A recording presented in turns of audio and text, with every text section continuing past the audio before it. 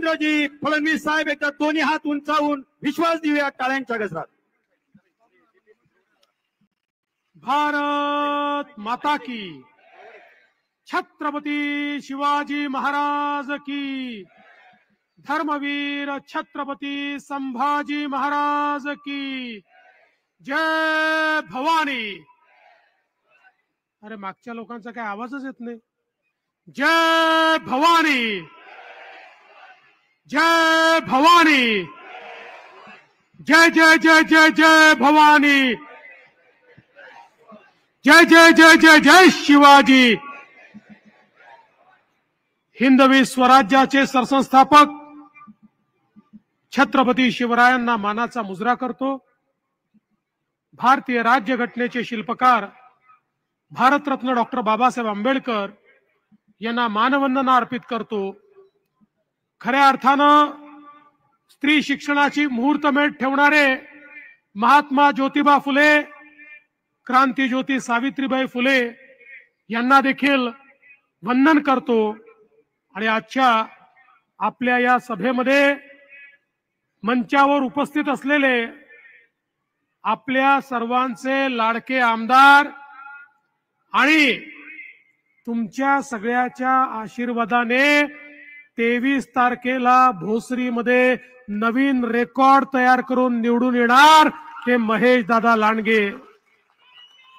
मंचावर उपस्थित अमित गोरखेजी, शत्रुघ्न काटेजी, मंगलाताई कदम, बाळासाहेब भागवत, इरफान सय्यद, नितीन काळजे, राहुल जाधव, वसंत लोंढे, शरद बोराडे, विलास मडगिरे, वसंत मोरेश्वर शेडगे, कविता आल्हाट, नारायण भरवडे, संतोष लोंढे, पोपटराव हजारे, सुरेश तात्या म्हेत्रे, कुंदन गायकवाड, उत्तम केंदळे, विलास डोळस, शैलाताई मुळक, विजय फुगे, विनायक मोरे, पांडाभाऊ साने, शांताराम भालेकर, निलेश नेवाळे, संभाजी शिरसाट, पोपटराव हजारे, योगिताताई नागरगोजे, अप्पा सायकर, जितू यादव, त्याचप्रमाणे माऊली लांडे, संतोष बारणे.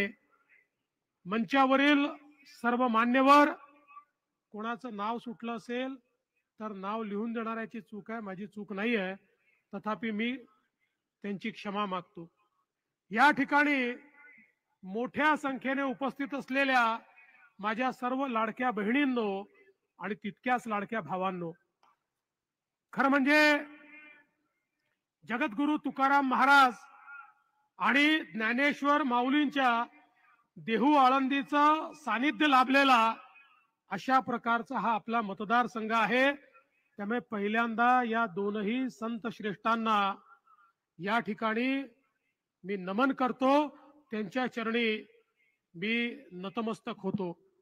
आणि आज खरं म्हणजे आपल्याला कल्पना आहे की आपले महेश दादा हे जरी पहलवान असले, कणखर असले, तरी देखील मनाने अत्यंत हळवे आहेत. त्यामुळे त्यांनी हळहळ व्यक्त केली, त्यांनी तळमळ व्यक्त केली. पण महेश दादा हळहळ व्यक्त करून चालणार नाही, तळमळ व्यक्त करून चालणार नाही, कळकळ व्यक्त करून चालणार नाही. कारण तुम्ही ज्यांच्या सोबत लढाई करतात त्यांच्या मनात केवळ मळमळ आहे. त्यामुळे ज्यांच्या मनात मळमळ आहे त्यांच्याबद्दल तळमळ दाखवून या ठिकाणी काही फायदा होणार नाही. आज आपण पाहू शकतो या ठिकाणी ज्या प्रकारची परिस्थिती आपल्याला पाहायला मिळते, वेगवेगळी झालेली कामं ही महेश दादांनी आपल्यापर्यंत पोहोचवली. शास्ती कराचा मुद्दा यापूर्वीच्या सरकारकडे वारंवार मांडला जायचा, पण तो मुद्दा सुटत नव्हता. महेश दादा माझ्याकडे आले, एका झटक्यामध्ये शास्ती कराचा मुद्दा आपण सोडवला. या ठिकाणी खऱ्या अर्थानं मिळकतदारांचा प्रश्न होता, तो आपण सोडवला. उपयोगिता शुल्काचा प्रश्न सोडवला. भामा आसखेड या ठिकाणी जॅकवेलच्या माध्यमातून पाणी देण्याच्या संदर्भात, आंध्रा धरणाचं पाणी असेल ते या ठिकाणी आणण्याच्या संदर्भात जो प्रश्न होता तो आपण प्रश्न सोडवला. कनेक्टिव्हिटीचे प्रश्न सोडवले, बायोडायव्हर्सिटी पार्कचा प्रश्न सोडवला, पुनर्विकासाचे प्रश्न सोडवले, वेस्ट टू वेल्थचा प्रश्न म्हणजे कचऱ्यापासून वीज निर्मिती आपण या ठिकाणी केली, एअर प्युरिफिकेशनचं काम आपण या ठिकाणी केलं, इंद्रायणी नदी त्याच्या शुद्धीकरणाचं काम आपण या ठिकाणी केलं. या सगळ्या गोष्टी या ठिकाणी केल्या. या सगळ्या गोष्टीचं श्रेय महेश दादांनी मला दिलं, याचं श्रेय माझं नाही. याचं श्रेय जर कोणाचं असेल तर ते पैलवान महेश दादा लांडगेंचं श्रेय आहे. बंधू भगिनींनो, महेश दादा सातत्याने या प्रत्येक कामाचा पाठपुरावा करत राहिले. आणि दादांचं असं आहे, येऊन असा धीर गंभीर चेहरा करून बसतात की असं वाटतं काय नेमकं झालेलं आहे, आसमान तर खाली आलं नाही ना, जमीन तर फाटली नाही ना. आणि मग महेश दादांना विचारावं काय झालं, असा एवढासा चेहरा करून म्हणतात, भाऊ शास्तीकरांनी खूप त्रास होतोय, तो शास्तीकर माफ झाला पाहिजे. त्यांचा चेहरा पाहूनच आपल्याला वाटतं करून टाकावं बाबा, हे फार भयानक काहीतरी चाललेलं आहे. अशा प्रकारे असा भोळा चेहरा करून करून सगळ्या फायलींवर आमच्या सह्या या महेश दादांनी या ठिकाणी घेतल्या. पण मी यापूर्वी देखील तुम्हाला सांगितलंय, मला हा माणूस मनापासून आवडतो. कारण या माणसाकडे सामान्य माणसाच्या प्रती तळमळ आहे. याच्या जीवनामध्ये सामान्य माणसाचं भलं झालं पाहिजे हे एकमेव ध्येय आहे. आणि खऱ्या अर्थानं एक जी वारकरी परंपरा आपल्याकडे आहे, त्या परंपरेला साजेसं वागणं हे महेश दादाच्या ठाई ठाई आपल्याला पाहायला मिळतं. आणि म्हणून महेश दादा काळजी करू नका, तुमच्यावर कोणी आरोप करत असेल, अरे या महाराष्ट्रामध्ये संत श्रेष्ठ तुकाराम महाराज आणि ज्ञानेश्वर माऊलींवरही आरोप करणारे होते. आपण किस झाड की पत्ती आहोत, आपल्यावर आरोप झाले तर चिंता करायची नाही. अरे आरोप करणाऱ्यांवर या ठिकाणी मला आवडलं, तुम्ही सांगितलं मी त्यांच्यावर आरोप करणार नाही. मी तुम्हाला सांगतो, हिंदीतली एक म्हण आहे, ती लिटरली घेऊ नका, नाहीतर लोक अलीकडच्या काळात म्हणी म्हटल्या की त्याला असा अन्वयार्थ काढतात. पण हिंदीमध्ये म्हणतात, कुत्ते भौके हजार जब हाती चले बाजार. म्हणजे कोणी कुत्राही नाही, तुम्ही हत्ती नाही. नाही तर कोणीतरी म्हणेल बघा विरोधकांना कुत्रा म्हटलं, आपल्या माणसाला हत्ती म्हटलं. पण याचा अर्थ असा आहे, काम करणाऱ्याच्या मागे अनेक लोक भुणभुण लावतात, भुकभुक लावतात, अनेक लोक बदनाम करण्याचा प्रयत्न करतात. पण चिंता करू नका, या भोसरीच्या लोकांचा जोपर्यंत तुमच्यावर विश्वास आहे तोपर्यंत तुमचा बालही कोणी बाका करू शकत नाही. ही भोसरी तुमच्या पाठीशी आहे. त्यामुळे मी निश्चितपणे सांगतो, आपल्याला चिंता करण्याची आवश्यकता नाहीये. आपल्याला कल्पना आहे, पुणे असेल, पिंपरी चिंचवड असेल, या सगळ्या भागाचं चित्र 2014 नंतर आपण बदललं. आपण पाहू शकतो, मेट्रोचं काम असेल, फ्लायओव्हरचं काम असेल, या ठिकाणी वेगवेगळ्या प्रकारच्या सिस्टीम्स असतील, इथलं इन्फ्रास्ट्रक्चर असेल, या सगळ्या गोष्टी 2014 नंतर ज्या वेगानं आपण या ठिकाणी तयार केल्या आपल्या समोर आहेत. इथला जो काही कंजेशनचा प्रश्न आहे तो प्रश्न दूर करण्याच्या दृष्टीने मेट्रो सोबत पीएमपीएल मध्ये 1,500 इलेक्ट्रिक बसेस आपण या ठिकाणी आणल्या. आज पुणे आणि पिंपरी चिंचवडची पीएमपीएल जी आहे, देशातली सर्वात मोठी इलेक्ट्रिक बसेसची फ्लीट असलेली 2 महानगरपालिकाची ही सिस्टीम आज आपल्या सेवेमध्ये या ठिकाणी आहे. आणि पुढच्या काळामध्ये या आपल्याला जाळ्याचं विस्तारीकरण करायचं आहे, ज्या माध्यमातून आपल्या इथे ट्रॅफिकचा प्रश्न देखील मोठ्या प्रमाणात निकाली निघणार आहे. अलीकडच्या काळामध्ये खोटं बोल पण रेटून बोल अशा प्रकारचा प्रयत्न चाललाय.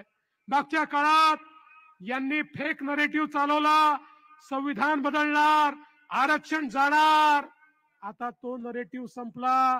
राहुल गांधी एक कुठलं तरी लाल संविधान घेऊन संविधान बचाव म्हणून गेले आणि दुर्दैवाने ते पत्रकारांनी उघडून बघितलं तर त्या संविधानामध्ये कोरी पानं होती, ते संविधानच नव्हतं, ती डायरी होती. जसं राहुल गांधीचं मनही कोरं आहे, त्याच्यामध्ये कोणाकरता संवेदना नाही, तसं त्यांच्या संविधानामध्ये देखील एकही त्या ठिकाणी संविधानाची ओळ देखील नव्हती. कोरं अशा प्रकारचं संविधान घेऊन ते संविधान बचाव करत होते. त्यांचा चेहरा उघडा पडला आणि या ठिकाणी अशाच प्रकारचे खोटे नरेटिव्ह आज पसरवले जात आहेत.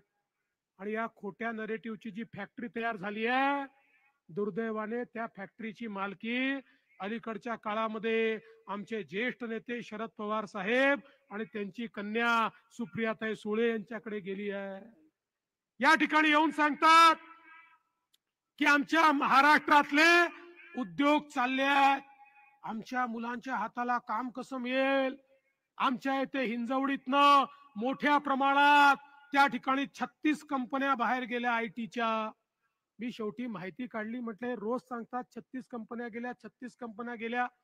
माझ्या लक्षात आलं 19 कंपन्यांनी आपलं नवीन कॅम्पस सुरू केलं.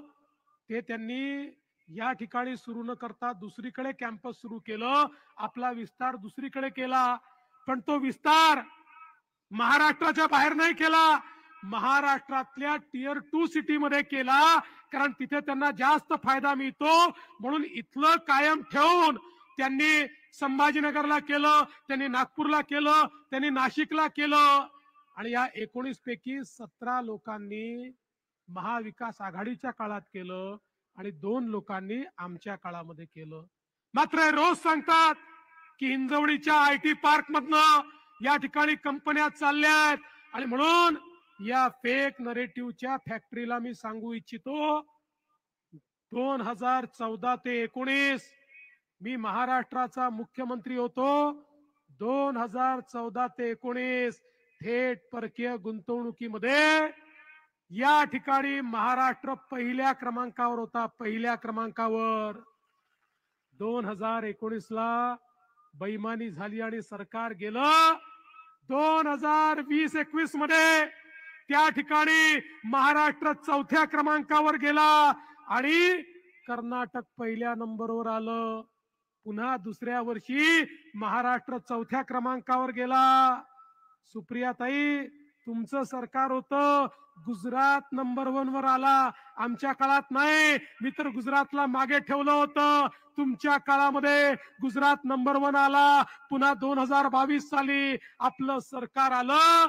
सरकारच्या पहिल्या मुलाखतीत मी सांगितलं, कोणी बघा, मी त्या ठिकाणी सांगितलं, आजच सांगतो, पुन्हा आम्ही महाराष्ट्राला नंबर 1 आणू. आणि पहिल्याच वर्षी महाराष्ट्र नंबर 1 आला, दुसऱ्याही वर्षी महाराष्ट्र नंबर 1 आला. आणि या वर्षी तर देशामध्ये जेवढी गुंतवणूक आली त्या गुंतवणुकीच्या 52% गुंतवणूक एकट्या महाराष्ट्रामध्ये आली, एकट्या महाराष्ट्रामध्ये. म्हणजे देशाचे गुजरात, कर्नाटक, तमिळनाडू सगळे राज्य मिळून 48% आणि माझा एकटा महाराष्ट्र 52% आम्ही या ठिकाणी गुंतवणूक आणून दाखवली. आणि हे आकडे माझे नाही आहेत, आरबीआयने जाहीर केलेले आकडे आहेत. अरे मला अपेक्षा होती माननीय पवार साहेब, माननीय उद्धव ठाकरे साहेब, माननीय नाना पटोले साहेब या ठिकाणी सांगतील, आम्हाला अभिमान वाटतो की आमचा महाराष्ट्र पुढे गेला, गुंतवणुकीत नंबर 1 झाला, देशातली सर्वाधिक गुंतवणूक या महाराष्ट्रामध्ये आली. पण हे रोज खोटच सांगतात. हे म्हणतात गुजरातच पुढे चाललाय, गुजरात मध्येच आमच्या इंडस्ट्री चाललेल्या आहेत. बंधू भगिनींनो, मला तर गुजरात राज्याचा हेवा वाटतो. त्यांना ऍडव्हर्टाइजमेंट देण्याची आवश्यकताच नाही आहे. त्यांचा भोंगा घेऊन या ठिकाणी सुप्रियाताई आणि महाविकास आघाडीचे लोकच फिरतात, रोज सांगतात तेच चांगले आहेत, तेच चांगले आहेत, तेच चांगले आहेत. अरे कधीतरी म्हणा आपलं राज्य चांगलं आहे, आपलं राज्य नंबर 1 आहे, आलेलं आहे, गुंतवणूक येते आहे, या ठिकाणी इंडस्ट्री येते आहे. आमच्या पुण्यामध्ये या ठिकाणी ऑटोमोबाईल इंडस्ट्री मोठं क्लस्टर तयार झालं, संभाजीनगरला क्लस्टर तयार झालं. देशाची ऑटोमोबाईल इंडस्ट्री आणि ईव्ही सेक्टरची इन्व्हेस्टमेंट आज आमच्या महाराष्ट्रामध्ये आणि आमच्या पुण्यामध्ये येते. हे सांगतात की या ठिकाणी आमच्या इंडस्ट्री बाहेर चालल्या, म्हणून त्यांना सांगतो याच पुणे जिल्ह्यामध्ये मायक्रोसॉफ्टने त्यांचं भारतातलं सगळ्यात मोठं कॅम्पस काढणं सुरू केलं, ज्या एकाच कॅम्पसमध्ये 50,000 तरुणांना त्या ठिकाणी टप्प्याटप्प्यानं ते नोकऱ्या देणार आहेत. एवढा मोठा रोजगार एकट्या पुणे जिल्ह्यामध्ये एक कंपनी करते आहे, कारण त्यांना विश्वास आहे की महाराष्ट्रातलं सरकार हे उद्योग प्रेमी सरकार आहे. हे उद्योगाकडनं वसुली करणारं सरकार नाही आहे, हे उद्योगांना प्रोत्साहन देणारं सरकार आहे. आणि म्हणून या ठिकाणी गुंतवणूक येते. आणि म्हणून बंधू भगिनींनो, आज एकीकडे मोठ्या प्रमाणात इन्फ्रास्ट्रक्चरचं काम चाललंय. पुण्याचा रिंग रोड असेल, या ठिकाणी वेगवेगळ्या प्रकारचे हायवे असतील, मुंबई आणि पुणे हायवेवर होणारं काम असेल, पुण्याकडे अटल सेतूमुळे मुंबई पुणे पिंपरी चिंचवड आता जवळ आलेला आहे. एक असा कॉरिडॉर तयार होतो आहे की ज्या कॉरिडॉरमुळे पुढच्या काळामध्ये लाखो लोकांना रोजगार मिळणार आहे. आणि हे सगळं करत असताना या सगळ्या वाढत्या भागामध्ये पिण्याच्या पाण्याची व्यवस्था होते, सांडपाण्याची व्यवस्था होते, कचऱ्याचा निचरा चाललेला आहे. हा विचार कधीच यापूर्वी करण्यात आला नव्हता. अशा प्रकारचं काम आज आपण या ठिकाणी करतोय. महाराष्ट्रातल्या सरकारने सर्व घटकांचा विचार या ठिकाणी केला. आज आमच्या शेतकऱ्यांना आम्ही मोफत वीज देतोय. आमच्या शेतकऱ्यांना त्या ठिकाणी 1 रुपयात पीक विमा देतोय. आमच्या शेतकऱ्यांकरता आम्ही घोषणा केली, आता पुन्हा सरकार आलं तर आम्ही शेतकऱ्यांची कर्जमाफी करणार आहोत. आमच्या शेतकऱ्यांना भावांतर योजना आम्ही देतो. आणि त्यासोबत आमच्या युवांकरता परदेशी शिष्यवृत्तीची योजना असेल, आमच्या युवांकरता शैक्षणिक शुल्कामध्ये त्या ठिकाणी 50% फीची सवलत असेल, आमच्या युवांकरता त्या ठिकाणी मुख्यमंत्री कार्य प्रशिक्षण योजना असेल की ज्या योजनेच्या माध्यमातून 10 लाख युवकांच्या हाताला आम्ही काम देतोय आणि त्यांचं 10,000 रुपयापर्यंतचा पगार हा राज्य सरकार देते आहे. आम्ही हा देखील निर्णय केलाय, पुन्हा एकदा सरकार आल्यानंतर आमच्या युवांना 15 लाख रुपयापर्यंत बिनव्याजी कर्ज आम्ही देणार आहोत आणि त्या माध्यमातून त्यांना रोजगाराची संधी आम्ही देणार आहोत. आज आपण पाहू शकतो, दीन दलित गोर गरीब आदिवासी शेतकरी शेतमजूर महिला अल्पसंख्याक ओबीसी मराठा धनगर असा एकही समाज नाही ज्या समाजाकरता आपण या ठिकाणी योजना सुरू केलेल्या नाहीत. सर्व समाजाला सोबत घेऊन आपली वाटचाल चाललेली आहे. बंधू भगिनींनो, देशाचे प्रधानमंत्री माननीय नरेंद्र मोदीजी असं सांगतात, भारताला जर विकसित भारत करायचा असेल तर या भारताची जी 50% लोकसंख्या आहे, या 50% लोकसंख्येला म्हणजे आमच्या माता भगिनींना जोपर्यंत आपण सामाजिक आर्थिक परिवर्तनाचा केंद्रबिंदू बनवत नाही तोपर्यंत विकसित भारत तयार होऊ शकत नाही. आणि म्हणून मोदीजींनी या ठिकाणी बेटी बचाओ बेटी पढाओ पासनं लखपती दीदी पर्यंत 14 योजना आणल्या, ज्यातनं महिलांना अधिकारिता दिली. लखपती दीदी योजना म्हणजे काय? मोदीजींच्या योजनेतनं रोजगार घेऊन जी महिला वर्षाला 1 लाख रुपयांपेक्षा जास्त पैसा कमावते तिला आम्ही लखपती दीदी म्हणतो. महाराष्ट्रामध्ये 11 लाख लखपती दीदी आम्ही तयार केल्या. पुढच्या काळात 25 लाख करणार आहे. 2028 पर्यंत 50 लाख करणार आहे. महेश दादा, जशी तुम्ही 90,000 लाडक्या बहिणी या ठिकाणी तयार केल्या, माझी तुम्हाला विनंती आहे, आता तुम्हाला 25,000 लखपती दीदी या भोसरी मतदारसंघामध्ये तयार करायच्या आहेत. आणि त्याकरता हा देवाभाऊ तुम्हाला मदत करायला तयार आहे. पण पुढच्या काळामध्ये माझ्या गरीब घरच्या, मध्यमवर्गीय घरच्या 25,000 माझ्या बहिणींना या ठिकाणी रोजगाराच्या माध्यमातून 1,00,000 रुपयापेक्षा जास्त इन्कम झाला पाहिजे. ही योजना आपल्याला कार्यान्वित करायची आहे. आपण लेक लाडकी सारखी योजना आणली, ज्या योजनेच्या अंतर्गत घरामध्ये कन्या रत्न जन्माला आलं तर मुलीच्या जन्माचं स्वागत झालं पाहिजे.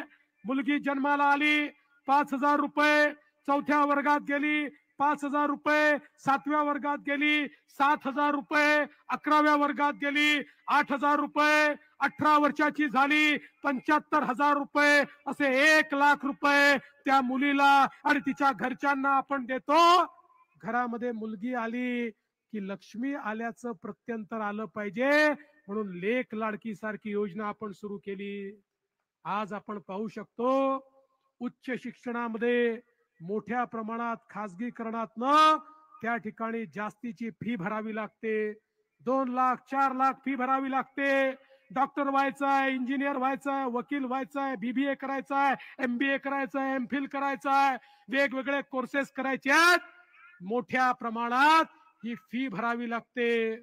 आज गरीबाच्या घरी, मध्यमवर्गीयाच्या घरी त्या ठिकाणी जर एक मुलगा असेल, एक मुलगी असेल, आई बाप विचार करतात यातल्या एकालाच आम्ही शिकवू शकतो, आणि म्हणून ते मुलीला बोलवतात आणि मुलीला सांगतात, बेटा या ठिकाणी एकाला शिकवायचे पैसे आहेत, तुझं तर लग्नच करायचं आहे, तू BA वगैरे शिक, तुझ्या भावाला आम्ही इंजिनियर बनवतो. ती मुलगी किती हुशार असली तरी पैशा अभावी शिकू शकत नाही. आम्ही निर्णय केला आणि आई वडिलांना सांगितलं, तुम्ही मुलीच्या शिक्षणाचे पैसे देऊ शकत नसाल, काळजी करू नका, मुलीचे मामा मंत्रालयामध्ये बसले आहेत, मुलीच्या शिक्षणाचा खर्च हे ते करतील आणि त्या माध्यमातून आपण मुलींच्या शिक्षणाकरता 100% फी भरण्याचा निर्णय या ठिकाणी घेतला. आता 2 लाख असो 5 लाख असो, कितीही फी असली तरी देखील या ठिकाणी मुलींची फी ही आपण या ठिकाणी भरणार आहोत आणि निश्चितपणे मुलींना पूर्णपणे मोफत शिक्षण देणार आहोत. यासोबत आपण आमच्या महिलांना STचा प्रवास हा मोफत दिला. मोफत प्रवासाची योजना आपण आणली, अर्ध्या तिकिटात प्रवासाची योजना आणली, 50% कन्सेशन दिलं. जेव्हा कन्सेशन 50% दिलं, STचे अधिकारी आले, म्हणाले ही योजना करू नका. म्हटलं का करू नका? म्हणाले ST तोट्यात आहे, ती खड्ड्यात जाईल. आम्ही म्हटलं आम्ही मदत करू.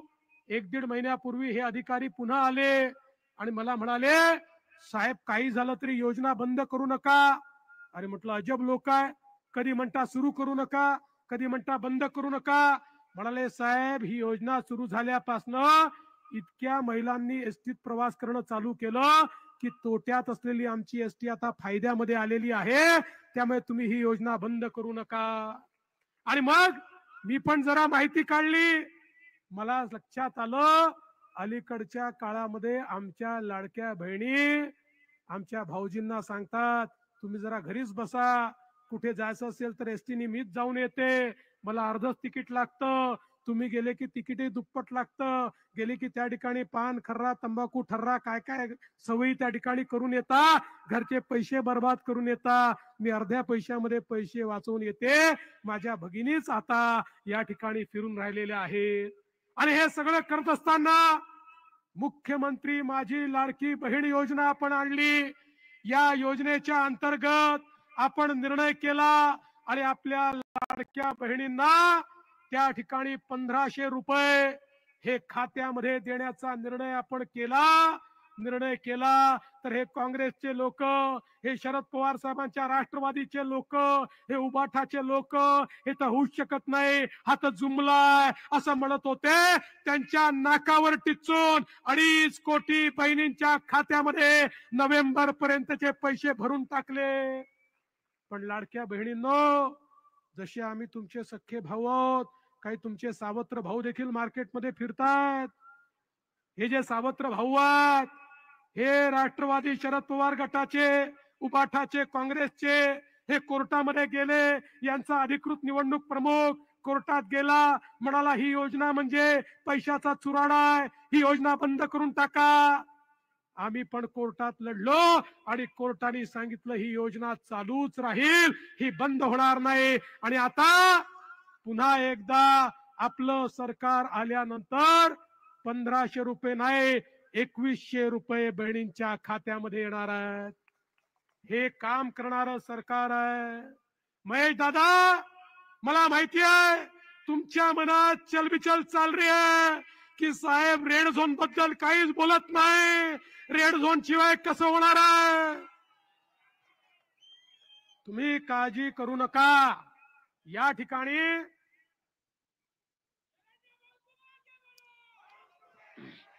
रेड झोनचा प्रश्न आमच्या दादानी माझ्या मागे लागून माझे केस थोडं कमी दिसतात ना आधीपेक्षा, ते यांच्या पायीच आहेत. माझ्या मागे लागून लागून खूप दूर पर्यंत नेला आहे. मी तुम्हाला या ठिकाणी आश्वासित करतो, इतके कठीण प्रश्न आपण सोडवले. तुम्ही या ठिकाणी खात्री बाळगा, रेड झोनचा प्रश्नही सोडवू आणि ब्ल्यू लाईन रेड लाईनचा प्रश्न देखील या ठिकाणी आपण सोडवून देऊ.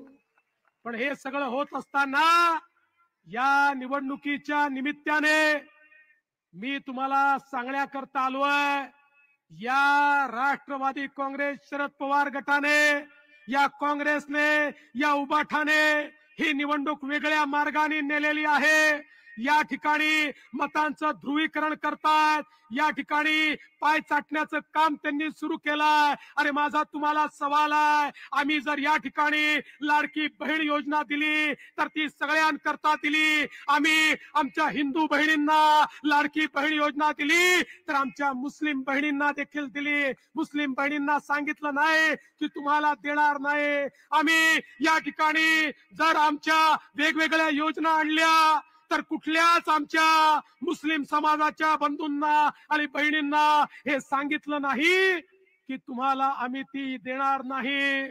पण या लोकांनी आता वोट जिहादचा नारा दिलेला आहे आणि सांगितलेलं आहे, जर भारतीय जनता पक्षाला पराजित करायचं असेल तर वोट जिहाद करा. आणि त्या उलेमांनी मागण्या केल्या, त्या मागण्या 17 मागण्या या तिन्ही पक्षांनी एक पत्र दिलं आणि त्या पत्राच्या माध्यमातून या मागण्या मान्य केल्या आहेत. आणि या मागण्या इतक्या खतरनाक आहेत, मी 17 मागण्या सांगणार नाही, पण एक मागणी त्यांची मतांच्या लाचारी करता यांनी जी मान्य केली ती मागणी अशी आहे की या ठिकाणी जर आमचं सरकार आलं तर 2012 ते 2024 जेवढ्या महाराष्ट्रात दंगली झाल्या त्या दंगलीमध्ये जेवढे मुस्लिम आरोपी आहेत त्यांच्यावरच्या सगळ्या केसेस काढून घेण्यात येतील, अशा प्रकारची मागणी. म्हणजे हिंदूंना दंगेखोर ठरवायचं आणि मुसलमानांवरच्या केसेस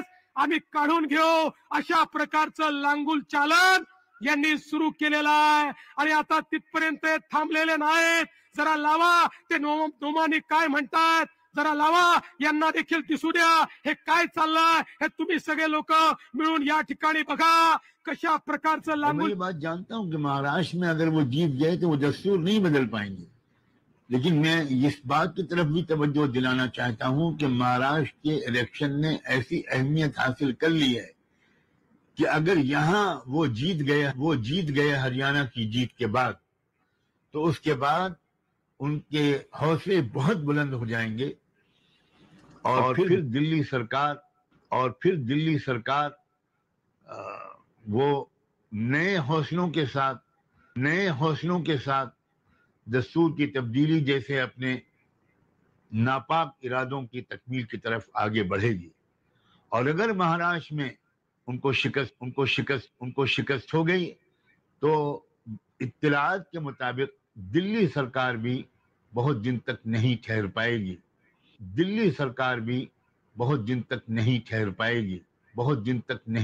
पाएगी. तो हमारा निशाना सिर्फ महाराष्ट्र सरकार नहीं है, बल्कि मरकजी हुकूमत है और मुल्क का मुस्तकबिल है, मरकजी हुकूमत है और मुल्क का मुस्तकबिल है। और मैंने कल एक यूट्यूब चैनल के इंटरव्यू में ये बात भी कही कि ये कैसा वोट जिहाद है, वोट जिहाद है, वोट जिहाद है, जिसके सिपह सालार हैं, जिसके सिपह सालार हैं शरद पवार, जिसके अजीम सिपाहियों में हैं, अजीम सिपाहियों में हैं उद्धव ठाकरे, राहुल गांधी, नानाजी पटोले। ये इंशाअल्लाह अगर आपके इलाके में कोई जालिम का साथ दे तो उसका बाइकाट की। मुझे मालूम है लोकसभा के इलेक्शन में आपके कुछ लोगों ने बीजेपी का साथ दिया था। ऐसे लोगों का हुक्का पानी बंद होना चाहिए, ऐसे लोगों का सोशल बाइकाट होना चाहिए, ऐसे लोगों से सलाम दुआ बंद होनी चाहिए। काय चाललंय? मतांच्या लांगुल चालना करता या ठिकाणी वोट जिहादचे नारे दिले जातात आणि या ठिकाणी भारतीय जनता पक्षाला जर मत दिलं तर त्याचा सामाजिक बहिष्कार करून टाका असं सांगून या ठिकाणी हे जर लोक वोट मागत असतील, या ठिकाणी वोट जिहादच्या माध्यमातून आम्ही सरकार बदलून टाकू हे जर सांगत असतील तर तुम्हाला देखील मतांचं धर्मयुद्ध करावं लागेल, मतांचं धर्मयुद्ध करावं लागेल, यांना सांगावं लागेल हा छत्रपती शिवाजी महाराजांचा महाराष्ट्र आहे। या छत्रपतींच्या महाराष्ट्रामध्ये जर कोणी त्या ठिकाणी तलवे चाटून अशा प्रकारे केवळ एका समाजाच्या मतांच्या भरोशावर निवडून येण्याचं स्वप्न पाहत असेल तर तुम्हालाही मैदानात उतरावं लागेल। आणि म्हणून तुम्हाला जागा करण्याकरता आलोय, तुम्हाला सांगण्याकरता आलोय, एक रहेंगे तो सेफ रहेंगे, एक रहेंगे तो सेफ रहेंगे, एक रहेंगे तो सेफ रहेंगे। आणि म्हणून ही केवळ महेश दादा लांडगे यांची निवडणूक नाही आहे, एक महेश दादा करता मत द्यायचं नाही आहे, ही आपल्या अस्तित्वाची लढाई आहे। आज जागलो नाही पुन्हा जागू शकणार नाही, आज झोपून राहिलो हे जगू देणार नाही। आणि म्हणून जागे व्हा, छत्रपतींचं नाव घ्या आणि येत्या 20 तारखेला अशा प्रकारे मतांचं धर्मयुद्ध करा की महेश दादा सहित या ठिकाणी आपलं सरकार येईल आणि यांचे इरादे याच मातीमध्ये दफन होतील। जय हिंद, जय महाराष्ट्र, जय श्रीराम। आणि आता या ठिकाणी भाऊ सन्मान होतोय तुमचा, शरदराव बोराडे, सन्माननीय आतिशराव बारणे, संतोषजी बारणे। एका जोरदार विश्वास देऊयात आपण या ठिकाणी माननीय आमदार देवेंद्रजी फडणवीस साहेब यांचा अतिशय